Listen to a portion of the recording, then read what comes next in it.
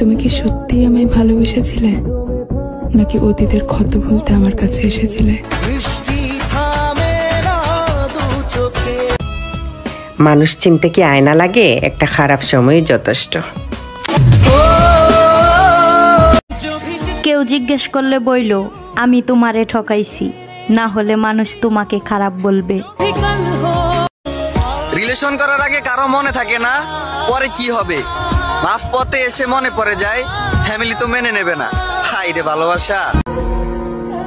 তোমার ভাগ্য ভালো, তোমার ভালোবাসার জন্য কেঁদেছি আমি। তোমার দুর্ভাগ্য তো সেদিন হবে যেদিন অন্য কেউ এসে রোজ হাসাবে আমাকে।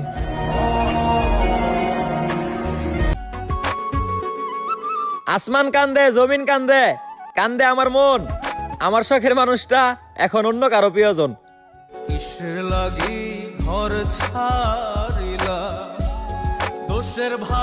খুব তো বলতে আমাকে ভালোবাসো, যাকে ভালোবাসো তার সাথে কথা না বলে থাকো কিভাবে? আঘাত তো আপনি করেছেন, তাই মনে নেই। কষ্ট তো আমি পেয়েছি, তাই বলতে পারিনি।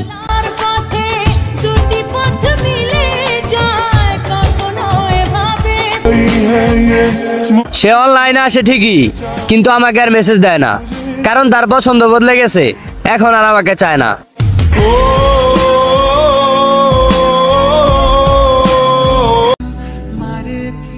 পরকালে আপনি যখন আপনার প্রিয় মানুষের সঙ্গে জান্নাতে চলে যাবেন, তখন হয়তো আপনাকে ভালোবাসার অপরাধে আমাকে জাহান্নামে পাঠানো হবে।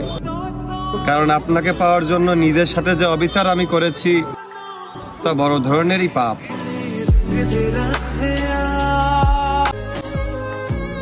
যার দুঃখ বলার কেউ নাই, তার মতো অসহায় কেউ নাই।